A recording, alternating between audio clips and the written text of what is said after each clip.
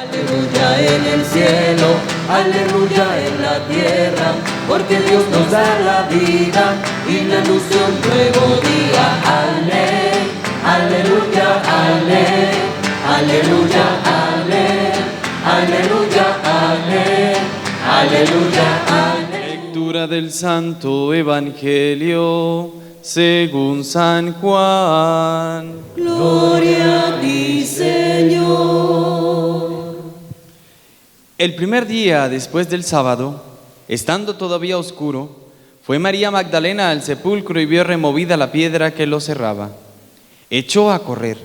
Llegó a la casa donde estaba Simón Pedro y el otro discípulo a quien Jesús amaba, y le dijo: se han llevado del sepulcro al Señor y no sabemos dónde lo habrán puesto.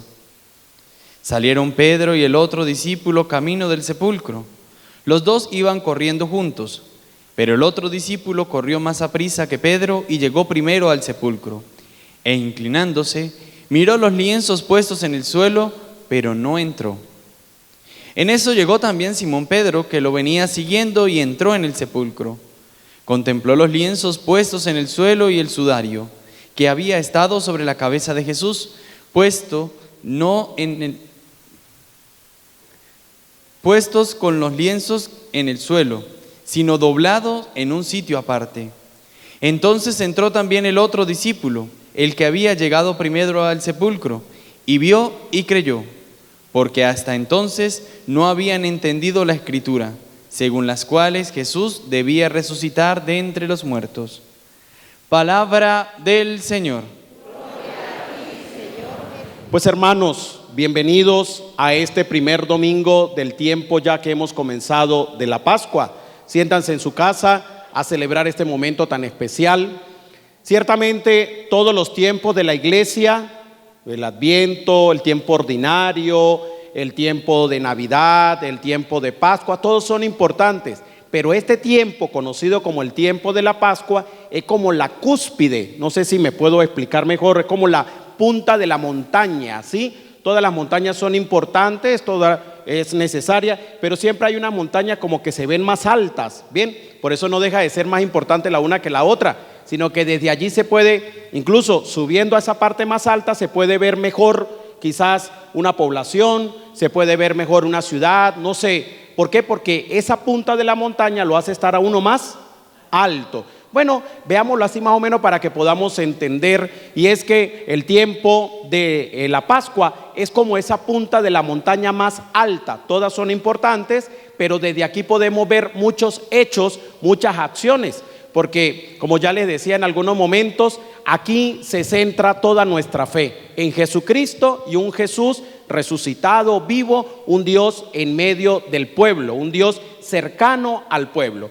Nosotros no podemos ver, mis queridos hermanos, la resurrección como un hecho meramente histórico, que lo es, claro está, porque hay argumentos bíblicos, hay argumentos también históricos de estudios hechos donde se habla de la resurrección de Jesús de Nazaret, pero no podemos quedarnos solo con el hecho histórico, que lo hubo, que lo hay y que hay registros. Tenemos que ir más allá, y que para nosotros no puede ser solo eso, sino que tiene que ser una acción de fe o un hecho de fe. ¿Que es un hecho histórico? Sí, pero no se puede quedar en eso, tenemos que ir más allá, a un hecho de fe, de creencia en el Dios de la vida, de un Dios que vino a darnos vida, vino a darnos salvación y que sigue estando con nosotros porque ha resucitado. Esa tiene que ser nuestra fe y nuestra manifestación en el Señor. Para ello, yo quiero quedarme con 3 ideas y sacar una de cada una de las lecturas. Una de la primera lectura, una de la segunda lectura y una del Evangelio. Y quiero comenzar con la primera, que es de los Hechos de los Apóstoles. Yo siempre he dicho, no sé, quizá algunos me han escuchado, a mí, por ejemplo, me gusta mucho el tiempo de Pascua. No sé, me fascina mucho el tiempo de Pascua, porque en el tiempo de Pascua se ve mucho la acción de resurrección, los hechos milagrosos del Señor. Se ve incluso la predicación de los primeros cristianos a la luz de los hechos de los apóstoles. Y la primera lectura es de los Hechos de los Apóstoles y cómo Pedro le habla a la gente de la siguiente manera. El mismo Pedro les anuncia a la gente, escuchen ustedes para que vean, dice: en aquellos días Pedro tomó la palabra y dijo, vamos a ver qué fue lo que dijo. Ya saben ustedes lo sucedido en toda Judea, que tuvo principio en Galilea después del bautismo predicado por Juan. Es decir, después del anuncio de Juan, de la predicación de Juan, hubo unos hechos. ¿Cuáles son esos hechos? Pedro los enumera. Escuche, dice: predicado por Juan, cómo Dios ungió con el poder del Espíritu Santo a Jesús de Nazaret, y cómo éste pasó haciendo el bien, sanando a todos los oprimidos por el diablo, porque Dios estaba con él. Ya Pedro nos anuncia un primer hecho. ¿Y cuál es el primer hecho? De los milagros que Jesús realizó, guiado por el Espíritu Santo. Ya ahí tenemos una connotación, una característica propia del Señor. Primer paso: Jesús va, anuncia, sana a los enfermos, predica lo que nosotros hemos escuchado muchas veces. Por eso Pedro dice: usted no ha escuchado lo que pasó en Galilea. O sea, que él hizo lo que hizo porque estaba guiado por el Espíritu. Pero no se queda ahí, sino que sigue extendiendo el misterio del Señor. Escuchen: nosotros somos testigos de cuanto él hizo en Judea, porque Pedro andaba con él, y en Jerusalén. Después viene la segunda parte: lo mataron colgándolo de la cruz, pero Dios lo resucitó al tercer día y concedió verlo no todo al pueblo, sino únicamente a los testigos que él de antemano había escogido a nosotros, que hemos comido y bebido con él después de que resucitó de entre los muertos. Aquí Pedro, mis queridos hermanos, habla de tres hechos. Por eso yo le decía, no podemos ver nosotros la resurrección como un hecho histórico, sino como un hecho de fe. Y por eso Pedro dice la palabra en Hechos de los Apóstoles, que levanta su voz y dice: no sabe lo que pasó en Galilea.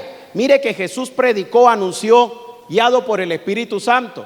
Después dice: lo mataron colgándolo de una cruz. Y después dice en tercer paso: pero él resucitó y se presentó no a todo el pueblo, se presentó a los que habíamos estado con él. Es decir, y dice la palabra, a los que habíamos comido y a los que habíamos bebido con él, porque eran los que habíamos andado con él. A ellos fue lo primero que se le presentó. Entonces aquí tenemos una primera idea, mis queridos hermanos, y es que nosotros como cristianos creyentes de verdad en la resurrección del Señor tenemos una obligación. No es que si queremos, no es que si nos gusta, nos parece, yo creo, déjeme pensarlo. No, no es así. Nosotros tenemos una obligación y eso significa lo siguiente: anuncio de la predicación, mejor dicho todavía, anuncio de la resurrección. Lo que Pedro estaba diciéndole a la gente, lo que Pedro estaba predicándole a la gente, no era otra, sino que Jesús vino al mundo a sanar, a predicar, a anunciar la buena nueva, que lo mataron en la cruz colgándolo, pero que al tercer día Dios lo resucitó y se nos presentó a nosotros. ¿Qué fue lo que hizo Pedro ahí, según la primera lectura de los Hechos de los Apóstoles? Anunciar. ¿Qué fue lo que anunció? Que vino el Señor, que hizo lo que tenía que hacer, que murió en la cruz, nos dio salvación, pero que también resucitó y se nos presentó y nosotros lo hemos visto. Ha hecho Pedro en la primera lectura de hoy un resumen clarito, directo y conciso del misterio cristológico del Señor. Vino, murió, resucitó, se nos presentó y nosotros lo hemos visto. Eso es lo que nosotros estamos llamados, mis queridos hermanos, como cristianos a hacer.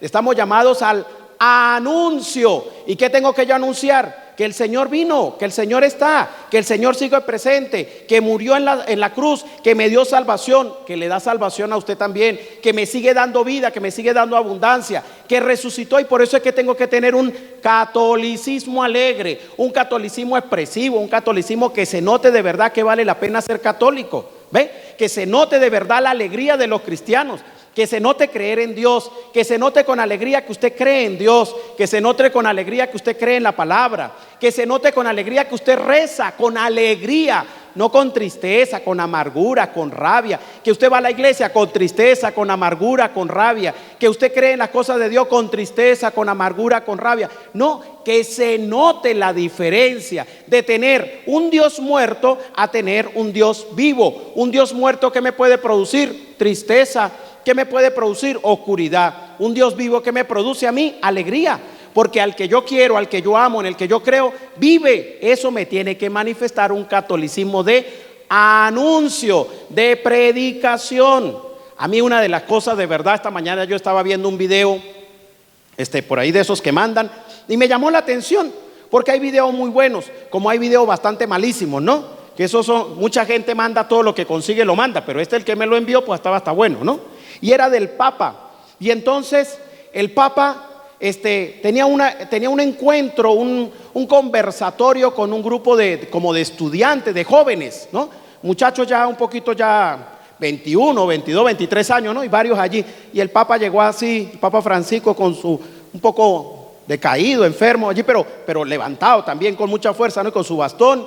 Y apenas llegó, y ese hombre, yo decía, pero mira el rostro, la alegría que transmite. Es más, yo viendo el video, o sea, me transmite eso. Me contagia. Yo dije, qué cosa tan increíble este señor con los años que tiene, con la responsabilidad que tiene, porque es que no tiene cualquier cosa, es la responsabilidad que tiene, y con una fe tremenda. Y se sentó con ellos y hablaba con ellos y les echaba chistes, y yo decía, pero porque es muy humano, el Papa es muy humano. Yo no estoy predicando al Papa, yo tengo que predicar a Jesús, pero es que el Papa es el vicario de Jesucristo, ¿ve? Y quien ve al Papa ve a Jesús, y quien ve a Jesús ve al Padre. Entonces esa cosa la tenemos que entender. Un catolicismo con alegría. El mismo Papa lo ha dicho claramente: no se dejen robar la alegría. Un católico aburrido, apagado, apático, amargado, no sé, con cara de cañón. Y así hay mucha gente en nuestras iglesias. Da lástima ver a veces en nuestra iglesia una iglesia como muy tristes, como muy apagadas. Y no es porque la iglesia lo sea, sino porque los que hacemos vida dentro de la iglesia, pues a veces somos así, ¿ve? Somos así. Y entonces esa es la alegría de la resurrección.